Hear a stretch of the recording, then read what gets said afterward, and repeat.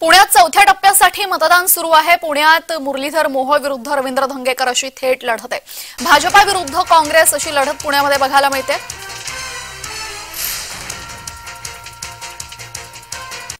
दर्शन घेत असताना गेली 2 महिने मी प्रचारात फिरतो। ज्येष्ठ नागरिक भेटतात, सर्वसामान्य नागरिक भेटतात आणि ज्या पद्धतीने आशीर्वाद देतात असा मला विश्वास पूर्ण आहे की मी प्रचंड बहुमताने विजय होईल हा माझा विश्वास आहे। आता तुम्ही बघितलं असं अनेक नागरिक म्हणले भाऊ तुम्ही 100% तुम्ही बघितलं हे पुणे शहरामध्ये हा प्रचंड प्रमाणामध्ये ओढा नागरिकांचा माझ्या पाठीशी आणि लोकशाहीला जिवंत ठेवण्याचं काम आज पुणेकर करते। मी निवडणूक ज्या दिवशी फॉर्म भरला त्या दिवशी निवडणूक पुणेकरांनी हातात घेतली आणि पुणेकरांचा उमेदवार आहे।